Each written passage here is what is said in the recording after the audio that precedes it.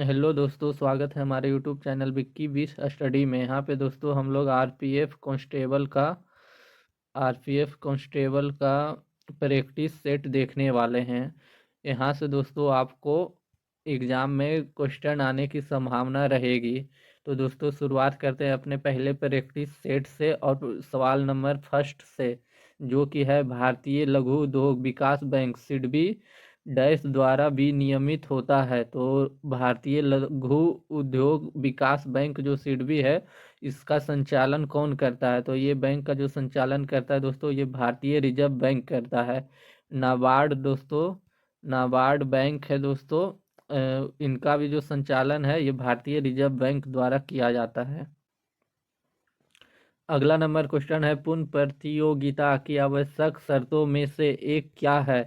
तो पूर्ण प्रतियोगिता की जो आवश्यक शर्त में से जो एक है दोस्तों, इसका आंसर आप लोग जरूर दें। अगर आप लोग जानते हैं तो आप लोग अपने से भी गैस कर सकते हैं।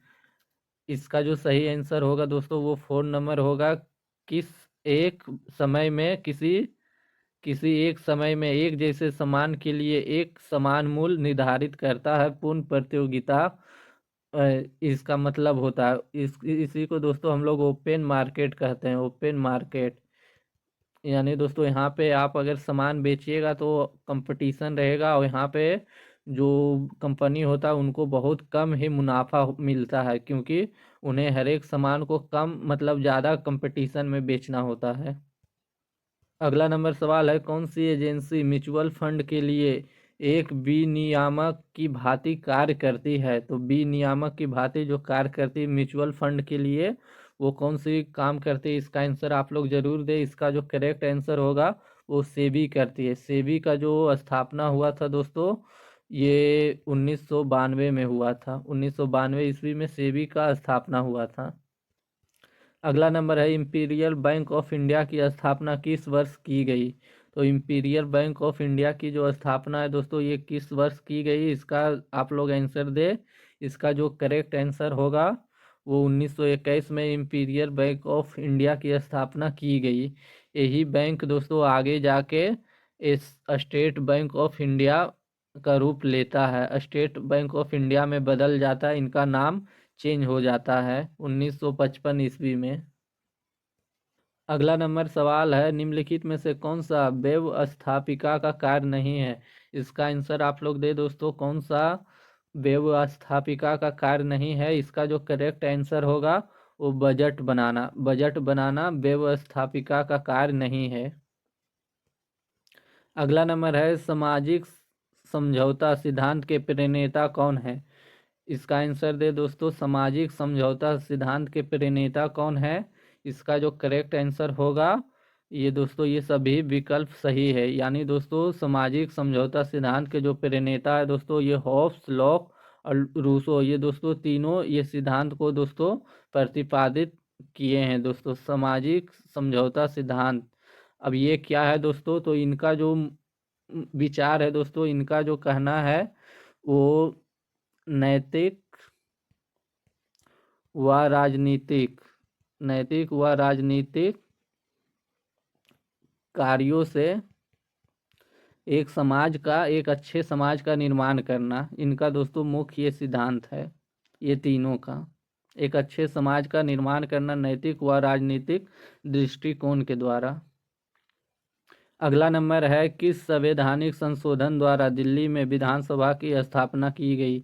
तो ये कौन सा संवैधानिक संशोधन द्वारा दिल्ली विधानसभा की स्थापना की गई? इसका आपको सही आंसर देना है। इसका जो करेक्ट आंसर होगा वो 69वां संशोधन के द्वारा दिल्ली में विधानसभा की स्थापना की गई थी। अगला नंबर सवाल है, अनुच्छेद 368 वर्णित करता है? तो अनुच्छेद 368 क्या वर्णित करता है दोस्तों? इसका आपको सही आंसर देना है। इसका जो सही आंसर होगा दोस्तों, आप लोग गैस कर सकते हैं अपने दिमाग से।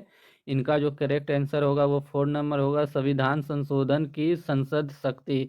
इनका सही आंसर होगा। इसका मतलब है दोस्तों, संसद जो है किसी भी कानून को जोड़ सकती है, उसको बदल सकती है और उसको हटा भी सकती है। जोड़ भी सकती है, बदल भी सकती है, हटा भी सकती है। इसी को दोस्तों संविधान संशोधन कहा जाता है। अगला नंबर सवाल है दोस्तों, कौन सी हड़प्पाई स्थल हरियाणा में स्थित है? तो हरियाणा में कौन सा हड़प्पाई स्थल स्थित है, इसका आपको सही आंसर देना है। इसका जो सही आंसर होगा दोस्तों वो राखी गढ़ी होगा। अगला नंबर है, दिल्ली के हौज खास क्षेत्र में चार मीनार डैश द्वारा बनाई गई थी। तो चार मीनार जो बनाई गई थी हौज खास में दिल्ली के क्षेत्र में, वो किसके द्वारा बनाई गई थी? तो इसका जो आपको करेक्ट आंसर देना है, इसका जो करेक्ट आंसर होगा ये अलाउद्दीन खिलजी होगा। अलाउद्दीन खिलजी ने दोस्तों हौज खास में चार मीनार बनवाई थी। चार मीनार जो थी दोस्तों उसमें 255 छिद्र थे, 255 छिद्र थे। जो चोर अगर दोस्तों पकड़ाता था उन्हीं को दोस्तों वो इस 255 वाले छिद्र वाले रूम में बंद करके और उसे दोस्तों भाले से उसके सर पे मारा जाता था, जिससे दोस्तों उसका सर पूरा फट जाता था। अगला नंबर है, सर्वप्रथम किस भारतीय राष्ट्रीय आंदोलन के दौरान वंदे मातरम लोगों का लोकप्रिय गीत बना? तो ये दोस्तों कौन सा आंदोलन था दोस्तों? राष्ट्रीय आंदोलन था जिसके द्वारा वंदे भारत लोगों का लोकप्रिय गीत बना। तो लोकप्रिय जो गीत बना दोस्तों वो बना था स्वदेशी आंदोलन के दौरान दोस्तों लोकप्रिय गीत बना। ये जो बना स्वदेशी आंदोलन जो हुआ था दोस्तों ये कलकत्ता के टाउन हॉल में हुआ था। स्वदेशी आंदोलन स्वदेशी आंदोलन कलकत्ता के टाउन हॉल में हुआ था। ये दोस्तों 1905 ईस्वी में हुआ था। आपको बताना है 1905 ईस्वी में बंगाल विभाजन के विरुद्ध में स्वदेशी आंदोलन हुआ था। 1905 ईस्वी में जो कार्यकाल था वो किनका कार्यकाल था, कौन से वायसराय थे 1905 ईस्वी में, ये आपको कमेंट में बताना है। और आपको ये भी बताना है कि वंदे मातरम का अर्थ क्या है, यानी मतलब क्या है, वंदे मातरम का मीनिंग क्या निकलता है। ये दोनों आपको कमेंट में इसका आंसर देना है।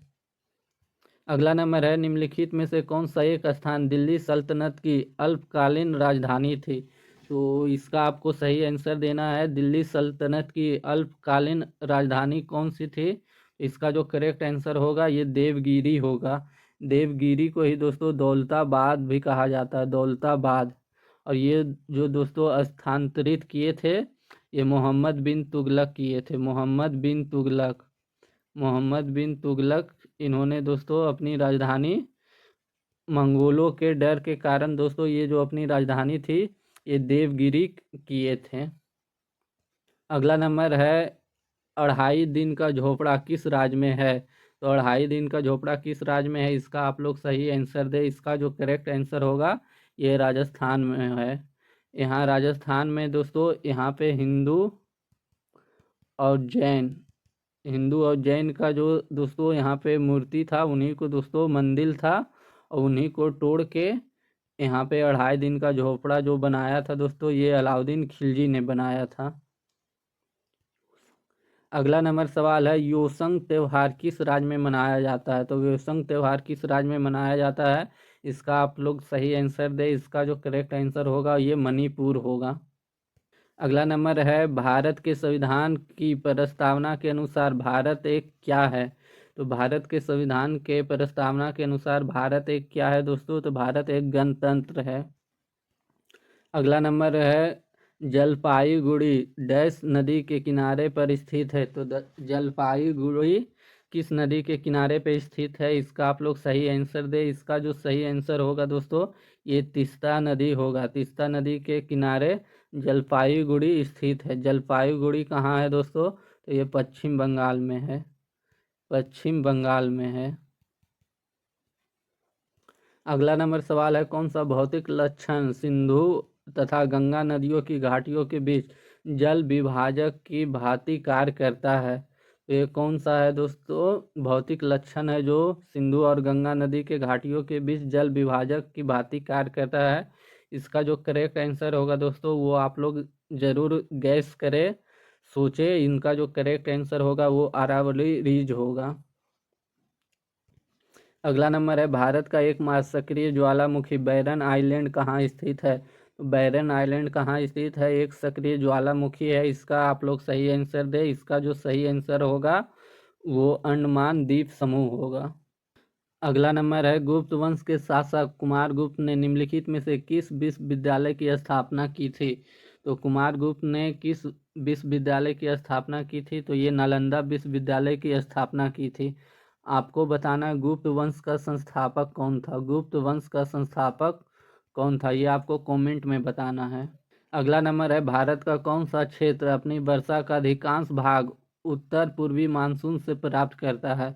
तो कौन सा क्षेत्र है दोस्तों जो कि उत्तरी पूर्वी मानसून से वर्षा प्राप्त करता है? तो इसका जो करेक्ट आंसर होगा ये कोरोमंडल और रायलसीमा है दोस्तों। कोरोमंडल और रायलसीमा है जो उत्तरी पूर्वी मानसून से अधिकांश वर्षा प्राप्त करता है।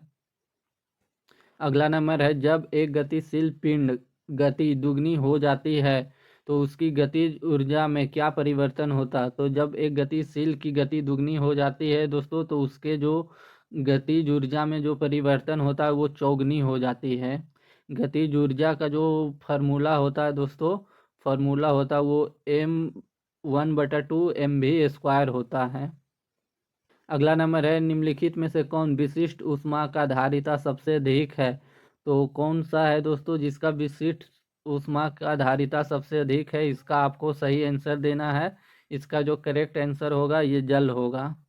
आपको बताना है दोस्तों 4 डिग्री सेल्सियस पे जल का घनत्व ज़्यादा होता है, सबसे ज़्यादा होता है या फिर कम होता है, ये आपको बताना है। 4 डिग्री सेल्सियस पे जल का घनत्व सबसे अधिक होगा या फिर सबसे कम होगा, ये आपको आंसर में बताना है कमेंट में। अगला नंबर है, तापमान को किसी विशिष्ट डिग्री में व्यवस्थित करने के लिए प्रयुक्त होने वाला उपकरण क्या कहलाता है? तो विशिष्ट डिग्री में व्यवस्थित करने के लिए जो प्रयोग में किया जाने वाला उपकरण है दोस्तों ये क्या कहलाता है? आपको आंसर में देना है। इसका जो करेक्ट आंसर होगा वो थर्मोस्टेट कहलाता है। अगला नंबर है, मनुष्य के नाखून डैश के बने होते हैं। तो मनुष्य के नाखून किस के बने होते हैं? इसका आपको सही आंसर देना है। मनुष्य के नाखून है दोस्तों वो प्रोटीन के बने होते हैं। वो प्रोटीन दोस्तों वो केराटिन है। अगला नंबर है, कौन सा धमनी मनुष्य शरीर में ऑक्सीजन युक्त रक्त का परिवहन नहीं करती है? तो कौन सी धमनी है दोस्तों जो कि मानव शरीर में ऑक्सीजन युक्त रक्त का परिवहन नहीं करते? इसका आपको सही आंसर देना। इसका जो करेक्ट आंसर होगा ये पल्मोनरी आर्टरी है। ये दोस्तों मानव शरीर में ऑक्सीजन युक्त रक्त का परिवहन नहीं करती है। अगला नंबर है, हरे पालक में प्रचुर मात्रा में होता है। तो हरे पालक में प्रचुर मात्रा में क्या होता है? इसका आपको सही आंसर देना है। तो इसमें दोस्तों विटामिन ए, विटामिन बी और विटामिन सी सभी दोस्तों हरे पालक में होता है। तो इसका जो करेक्ट आंसर हो जाएगा वो सभी विकल्प सही है, ये इनका करेक्ट आंसर हो जाएगा।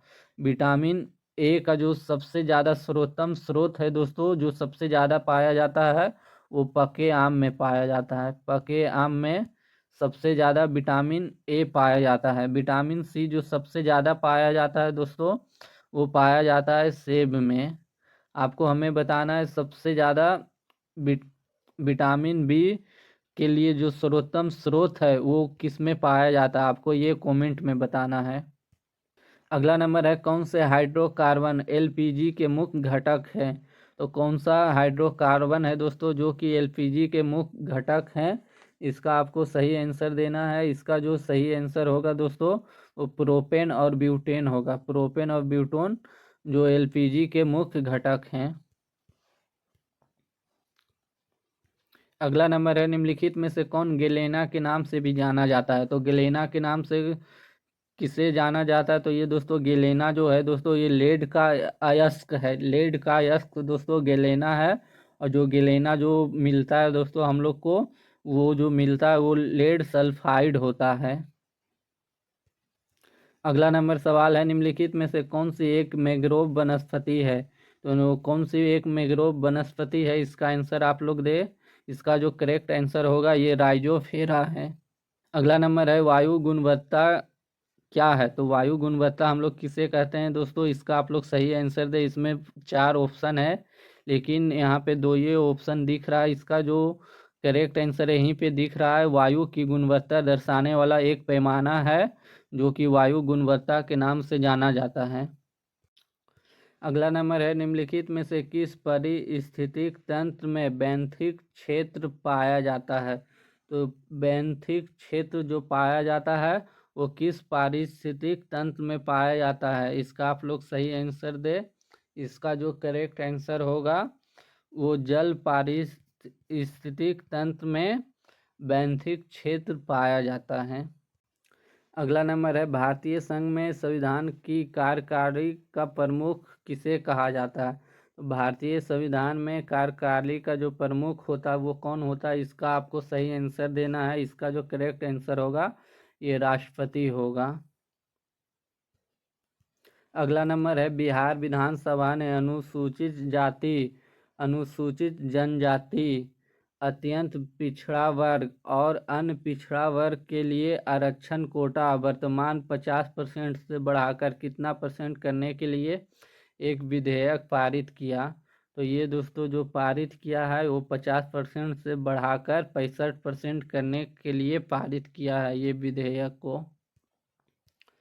अगला नंबर सवाल है डैश के द्वारा कंप्यूटर में फाइल टाइप को पहचाना जा सकता है। तो फाइल टाइप को पहचाना जा सकता है वैसा किसके द्वारा पहचाना जा सकता है, इसका जो करेक्ट आंसर होगा दोस्तों ये फाइल एक्सटेंशन के द्वारा फाइल टाइप को पहचाना जा सकता है कंप्यूटर में। अगला नंबर है डिजी लॉकर के बारे में क्या सत्य नहीं है, इसका आपको सही आंसर देना है। डिजी लॉकर के बारे में क्या सत्य नहीं है, इसका जो करेक्ट आंसर होगा दोस्तों ये सत्य नहीं है। दस्तावेज के प्रति इलेक्ट्रॉनिक रूप में व्यक्ति के निजी कंप्यूटर या मोबाइल फ़ोन पर भंडारित होती है। ये दोस्तों ये आंसर इसका सही नहीं है डिजी लॉकर के बारे में।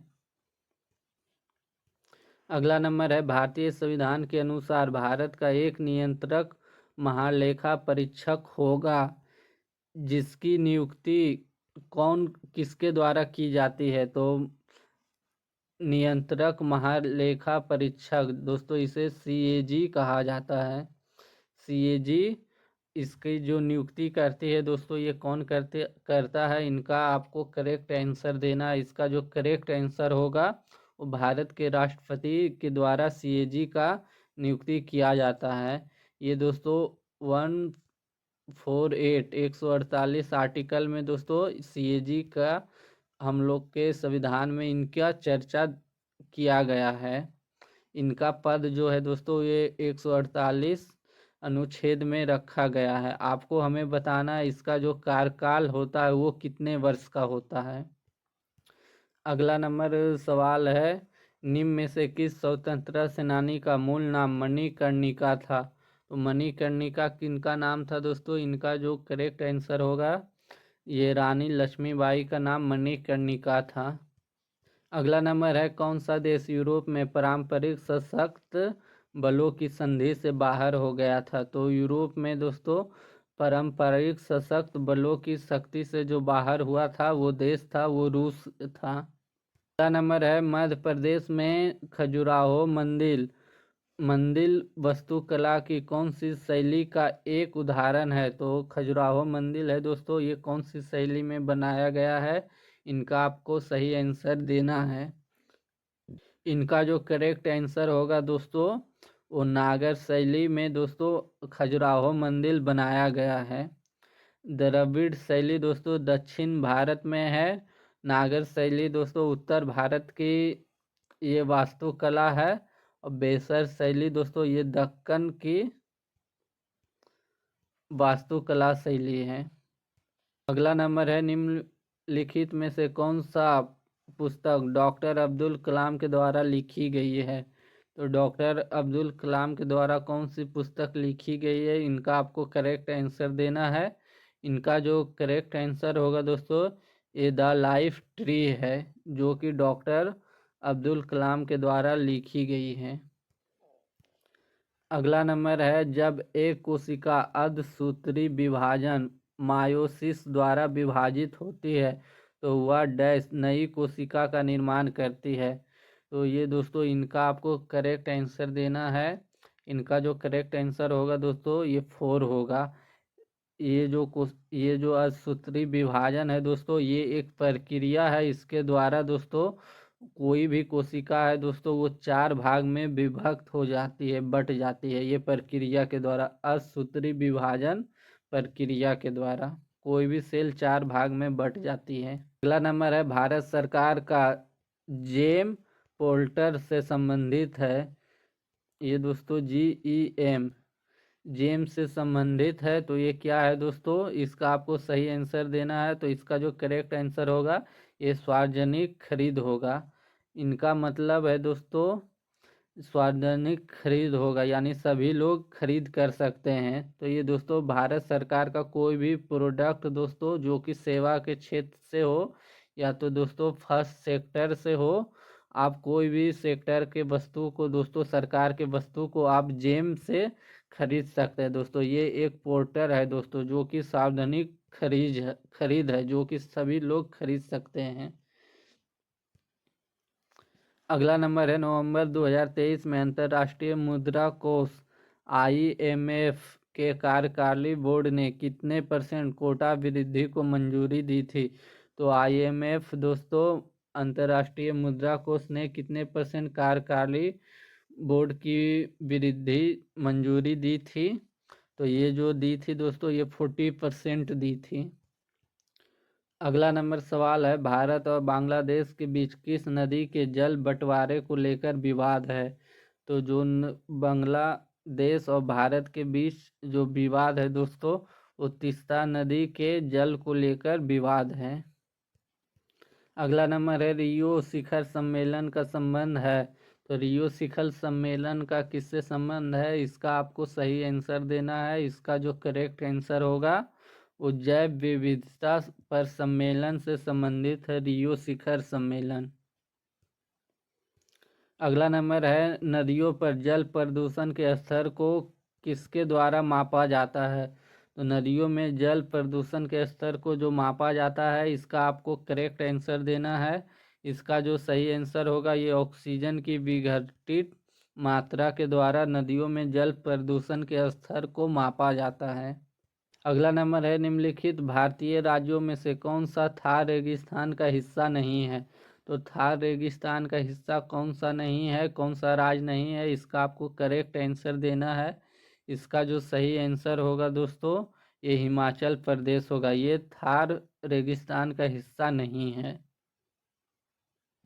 अगला नंबर है किस बैंक को business change maker of the year 2023 से सम्मानित किया गया। तो ये कौन सा बैंक है दोस्तों जिसको business change maker of the year 2023 से सम्मानित किया गया। इसका जो करेक्ट आंसर होगा दोस्तों ये रिजर्व बैंक ऑफ इंडिया होगा। अगला नंबर है चूना पत्थर खड़िया और संगमरमर डैश के विभिन्न रूप है। तो चूना पत्थर खड़िया संगमरमर किसके विभिन्न रूप है, इसका आपको करेक्ट आंसर देना है। इसका जो करेक्ट आंसर होगा दोस्तों ये कैल्शियम कार्बोनेट का विभिन्न रूप है। इनका जो रासायनिक सूत्र होता है दोस्तों ये CaCO3 होता है, कैल्शियम कार्बोनेट का। अगला नंबर है भारत ने हाल ही में कम दूरी की किस बैलिस्टिक मिसाइल का सफल परीक्षण किया। तो इन कौन सा बैलिस्टिक मिसाइल का सफल परीक्षण किया है दोस्तों। तो इसका जो करेक्ट आंसर होगा ये आप लोग ज़रूर अपने दिमाग में सोचे, गैस करें। इनका जो सही आंसर है ये प्रलय है। अगर दोस्तों आपको हमारा वीडियो अच्छा लगता है तो लाइक करें और सब्सक्राइब करें दोस्तों और शेयर करें। जय हिंद जय भारत दोस्तों। सेट नंबर 2 है जो कि है भारतीय संविधान का कौन सा भाग राज्य के नीति निर्देशक तत्वों से संबंधित है। तो कौन सा भाग नीति निर्देशक तत्वों से संबंधित है, इसका जो करेक्ट आंसर होगा ये भाग 4 है। ये नीति निर्देशक तत्व जो है वो आयरलैंड से लिया गया है। अगला नंबर है निम्नलिखित में से कौन सा आर्थिक क्षेत्रकों का एक गलत युग्म है। तो इनका जो गलत युग्म है ये कौन सा क्षेत्र है, इसका आपको सही आंसर देना है। इसका जो करेक्ट आंसर होगा ये परिवहन होगा। परिवहन जो है ये थर्ड सेक्टर का है, सेवा कर का है, सेवा कर से संबंधित है थर्ड सेक्टर। अगला नंबर है, किस प्रकार के बेरोजगारी में स्नातक तथा स्नातकोत्तर डिग्री वाले युवा नौकरियां प्राप्त नहीं कर पाते? तो कौन से बेरोजगारी के तहत ये लोग स्नातक वाले नौकरी नहीं प्राप्त कर पाते? तो इनका जो करेक्ट आंसर आपको देना है, इनका जो करेक्ट आंसर होगा, ये शैक्षिक बेरोजगारी के कारण, रोजगार नहीं मिलने के कारण पढ़े लिखे जो व्यक्ति होते हैं वो बेरोजगार रह जाते हैं। अगला नंबर सवाल है, भारत में रेपो दर कौन निर्धारित करता है? तो भारत में रेपो दर कौन निर्धारित करता है, इसका आपको सही आंसर देना है। इसका जो सही आंसर होगा वो भारतीय रिजर्व बैंक है, जो कि कॉमर्शियल बैंकों को रेपो दर के हिसाब से ऋण प्रदान करता है। अगला नंबर सवाल है, किस प्रकार की सरकार में लोगों को अपने स्वयं के शासकों को चुनने की अनुमति होती है? इनका आपको सही आंसर देना है। इनका जो सही आंसर होगा वो लोकतंत्रीय शासन में स्वयं को शासकों को चुनने की अनुमति मिलती है। अगला नंबर है, भारतीय संविधान के अनुसार किस परिस्थिति के अंतर्गत अभिव्यक्ति की स्वतंत्रता नागरिकों से छीन ली जाती है? तो अभिव्यक्ति की स्वतंत्रता मतलब कि बोलने की आज़ादी छीन ली जाती है, किसके तहत छीन ली जाती है? इनका जो सही आंसर होगा, ये सेंसरशिप के तहत छीन ली जाती है। सेंसरशिप के अंतर्गत क्या आते हैं? तो सेंसरशिप के अंतर्गत आते हैं अखंडता,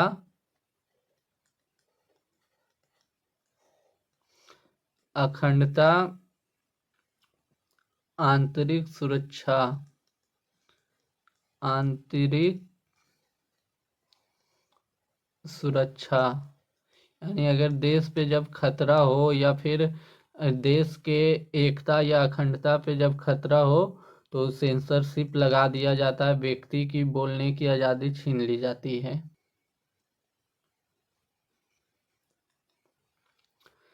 अगला नंबर सवाल है, इनमें से कौन संसद का एक हिस्सा है लेकिन दोनों सदनों में से किसी का सदस्य नहीं है? तो कौन से व्यक्ति हैं जो कि सदनों का सदस्य, दोनों सदनों में से किसी का सदस्य नहीं है? तो ये इनका आपको सही आंसर देना है। इनका जो करेक्ट आंसर होगा, ये भारत के राष्ट्रपति हैं। अगला नंबर सवाल है, भारतीय संविधान का कौन सा अनुच्छेद संसद को संविधान का संशोधन करने की शक्ति देता है? तो संविधान को संशोधन करने की जो शक्ति देता है, कौन सा अनुच्छेद देता है? इनका आपको सही आंसर देना है। इनका जो सही आंसर होगा वो अनुच्छेद 368 है, जो कि संविधान संशोधन की शक्ति प्रदान करता है। और अनुच्छेद 360 जो है ये वित्तीय अपराध से संबंधित है, वित्तीय अपराध से संबंधित है। 352 किससे संबंधित है? तो ये राष्ट्रीय अपराध से संबंधित है, राष्ट्रीय आपातकाल से संबंधित है। और 356 जो है ये राष्ट्रपति शासन है, राष्ट्रपति शासन है। जब किसी राज्य में कोई सरकार अगर अच्छे से कार्य नहीं करता है तो राष्ट्रपति अपना शासन लागू कर देता है, राष्ट्रपति शासन। अगला नंबर है, चंद्रगुप्त मौर्य के दरबार में पश्चिम एशिया के यूनानी राजा सेलुकस निकेटर द्वारा भेजा गया राजदूत कौन था? तो सेलुकस निकेटर द्वारा जो भेजा गया राजदूत था वो मेगास्थनीज था। मेगास्थनीज की एक पुस्तक है जिनका नाम इंडिका है, इंडिका मेगास्थनीज की पुस्तक है। अगला नंबर सवाल है, किस सेवानिवृत्त ब्रिटिश अफसर ने भारतीय राष्ट्रीय कांग्रेस की स्थापना में अहम भूमिका निभाई थी? तो इनका आपको सही आंसर देना। इनका जो सही आंसर होगा, राष्ट्रीय कांग्रेस की स्थापना में जो भूमिका निभाई थी ये थे A.O. ह्यूम थे। इन्होंने WC बनर्जी, रमेश चंद्र बनर्जी के साथ मिलकर कांग्रेस की स्थापना की भूमिका निभाई थी। और ये जो राष्ट्रीय कांग्रेस की जो स्थापना हुए थे ये 1885 ईस्वी में डफरिन के कार्यकाल में हुआ था। अगला नंबर सवाल है, भारतीय राष्ट्रीय कांग्रेस के गठन के समय भारत के वायसराय कौन थे? तो ये जो भारत के वायसराय थे ये लॉर्ड डफरिन थे। अगला नंबर है, किस वर्ष में महात्मा गांधी दक्षिण अफ्रीका से भारत लौट आए थे? तो कौन से वर्ष भारत लौट के आए थे? तो इनका जो सही आंसर होगा ये 1915 ईस्वी में महात्मा गांधी दक्षिण अफ्रीका से भारत लौट के आए थे। अगला नंबर है, धर्म की शिक्षा देने के लिए अशोक ने किन पदाधिकारियों की नियुक्ति की थी? तो इनका आपको सही आंसर देना। इनका जो सही आंसर होगा ये धम्म महामत की स्थापना की थी अशोक ने। अगला नंबर है, जैन तथा बौद्ध धर्म के समय कितने आश्रमों को मान्यता प्राप्त हुई थी? तो जैन और बौद्ध धर्म में के समय कितने आश्रमों की मान्यता प्राप्त हुई थी? इनका आपको सही आंसर देना। इनका जो सही आंसर होगा ये 4 होगा। अगला नंबर है, भारत की मुख्य भूमि 8 डिग्री 4 मिनट नॉर्थ से डैश अक्षांशों के बीच फैली है। इनका आपको सही आंसर देना है। इनका जो सही आंसर होगा ये 37 डिग्री 6 मिनट उत्तर तक फैली हुई है। अगला नंबर है, उत्तर पश्चिम में भारत किन दो देशों के साथ थल सीमा साझा करता है? इनका आपको सही आंसर देना। इनका जो सही आंसर होगा वो पाकिस्तान तथा अफगानिस्तान के साथ सीमा साझा करता है। अफगानिस्तान के साथ भारत सबसे कम सीमा साझा करता है और उसकी लंबाई 106 किलोमीटर लगभग है। अगला नंबर है, थाल भोर तथा पाल घाटियां डैश में दर्रे हैं। तो इनका आपको सही आंसर देना है। ये जो कौन सी घाटियां हैं इनका जो करेक्ट आंसर होगा ये पश्चिमी घाटियां हैं। अगला नंबर है, निम्नलिखित में से कौन सा हिमालय की नदियों के बारे में सत्य नहीं है? तो कौन सा कथन जो सत्य नहीं है हिमालय की नदियों के बारे में? इनका आपको सही आंसर देना। इनका जो सही आंसर होगा ये 2 नंबर होगा कि वे केवल वर्षा से पानी प्राप्त करती है। ये दोस्तों ये कथन सत्य नहीं है, बाकी सभी कथन सत्य है। अगला नंबर है, तमिलनाडु के तट किस समय अपनी कुल वर्षा का एक बड़ा हिस्सा प्राप्त करते हैं? इनका आपको सही आंसर देना है। इनका जो सही आंसर होगा कौन से समय करते हैं प्राप्त पानी का एक बड़ा हिस्सा? तो ये करते हैं अक्टूबर से नवंबर के बीच में। अगला नंबर है, निम्नलिखित में से कौन सा भारत में सबसे महत्वपूर्ण अभ्रक युक्त पेग्मेटाइट संपन्न राज्यों में से एक नहीं है? इसका आपको सही आंसर देना है कि जो अभ्रक युक्त पेग्माटाइट है उससे संपन्न नहीं है। इसका जो सही आंसर होगा वो जम्मू तथा कश्मीर होगा। अगला नंबर है, मापन का अर्थ किसी अज्ञात मात्रा की तुलना कुछ निश्चित मात्रा ज्ञात के साथ होता है जिसे डैश कहते हैं। इसका आपको सही आंसर देना है। इनका जो सही आंसर होगा वो इकाई कहा जाता है। अगला नंबर है, सूरज की तरह स्वयं से प्रकाश का उत्सर्जन करने वाली धातुएं कहलाती है। इनका आपको सही आंसर देना है। इनका जो सही आंसर होगा वो प्रकाशमान वस्तुएं होगी। अगला नंबर है, विद्युत सेल की धातु की टोपी आमतौर पे विद्युत सेल का डैश टर्मिनल होती है। तो ये कौन सा टर्मिनल होता है? तो इनका जो सही आंसर होगा ये पॉजिटिव होता है। अगला नंबर है, निम्नलिखित में से कौन सा रोग विषाणुओं वायरस के कारण नहीं होता? इनका आपको सही आंसर देना है। कौन सा रोग विषाणुओं के कारण नहीं होता? इनका जो करेक्ट आंसर होगा ये आंत्र ज्वार टाइफाइड है जो कि विषाणुओं से नहीं होता है। अगला नंबर है, एक इमारत में ईंट जीवों में डैश के समान है। तो इमारत में जैसे ईंट है उसी तरह जीवों में क्या है? इनका आपको सही आंसर देना। इनका जो सही आंसर होगा वो कोशिका होगा। जीवों की सबसे जो छोटी सूक्ष्मतम इकाई है वो कोशिका है। अगला नंबर है, पदार्थ जो आमतौर पर स्वाद में कड़वे होते हैं तथा छूने पे साबुन से प्रतीत होते हैं डैश कहलाते हैं। तो वो क्या कहलाते हैं? तो वो क्षारक कहलाते हैं। अगला नंबर है, कुछ समय के लिए खुले में छोड़े गए लोहे के एक टुकड़े पर भूरे रंग की झिल्ली के रूप में अर्जित पदार्थ डैश कहलाती है। तो वो क्या कहलाती है? तो उनका जो सही आंसर होगा वो जंग कहलाती है। अगला नंबर है, सेलुलोज डैश का एक बहुलक है। तो सेलुलोज किसका बहुलक है? इसका आपको सही आंसर देना। इनका जो सही आंसर होगा वो ग्लूकोज का बहुलक है, सेलुलोज। अगला नंबर है, धुएं तथा कोहरे से बनी वातावरण में मोटी कोहरे की तरह परत क्या कहलाती है? इनका आपको सही आंसर देना है। इनका जो सही आंसर होगा वो धुंध कहलाती है। अगला नंबर है, एक जलीय पारिस्थितिक तंत्र में संख्या का पिरामिड डैश होता है। तो क्या होता है संख्या का पिरामिड? इनका जो सही आंसर होगा ये सदैव सीधा होता है। इनका जो ये इस तरह का पिरामिड होता है।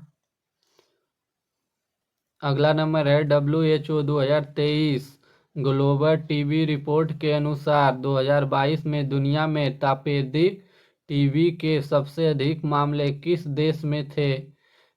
तो इनका आपको सही आंसर देना है। इनका जो सही आंसर होगा ये भारत में थे सबसे अधिक मामले 2022 में टीबी का। अगला नंबर है, बैंगनी क्रांति पर्पल रेवोल्यूशन जिसे जम्मू तथा कश्मीर में शुरू किया गया था को के रूप में जाना जाता है। तो किसके रूप में जाना जाता है बैंगनी क्रांति को? तो ये जो जाना जाता है वो लेवेंडर क्रांति के रूप में जाना जाता है। अगला नंबर है, सिंधु घाटी सभ्यता है। तो सिंधु घाटी कौन सी सभ्यता थी?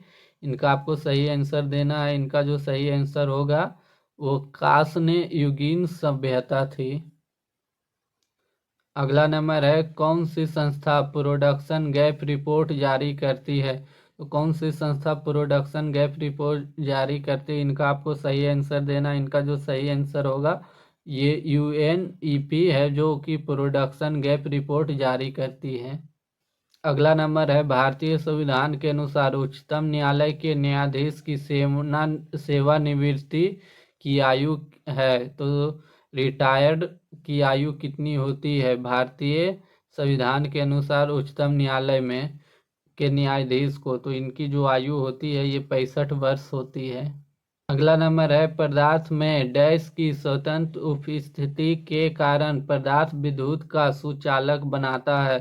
तो इनका आपको सही आंसर देना है। इनका जो सही आंसर होगा वो इलेक्ट्रॉन होगा। अगला नंबर है, समुद्री गोंडवाना जीवाश्म पार्क अब स्थित है।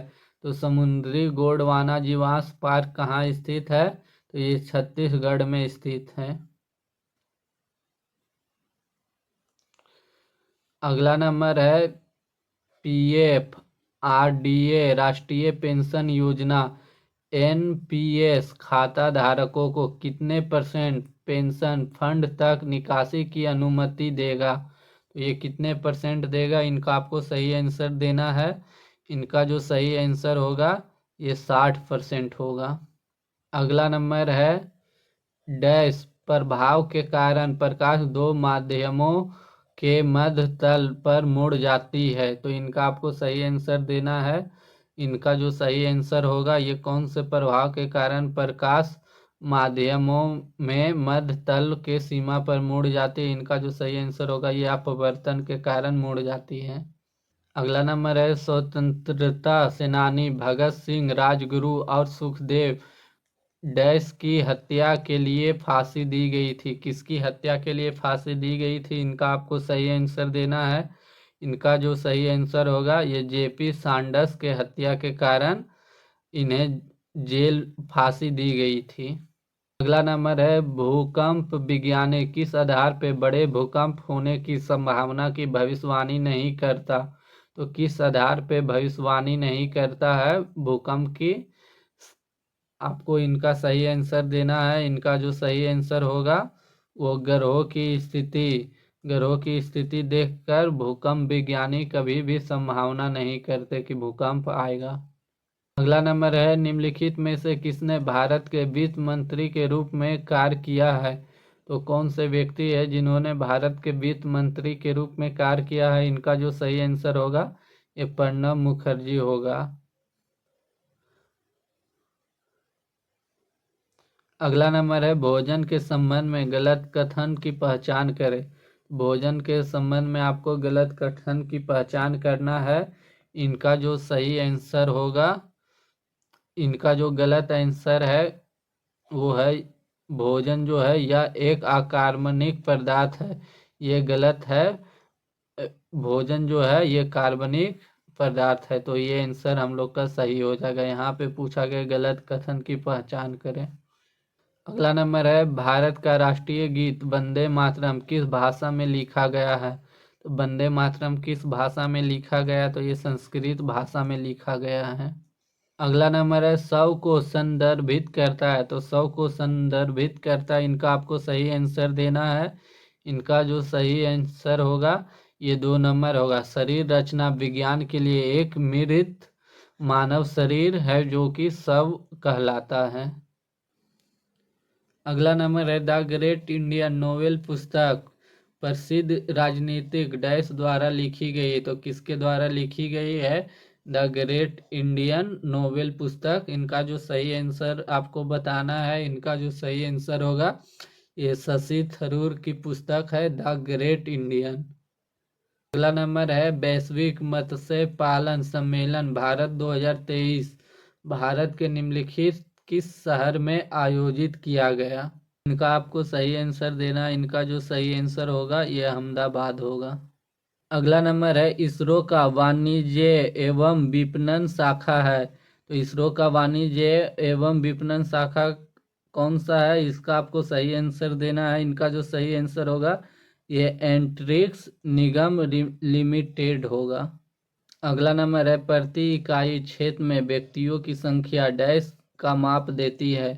तो ये प्रति इकाई क्षेत्र में व्यक्तियों की संख्या क्या कहलाती है? तो ये जनसंख्या घनत्व कहलाती है।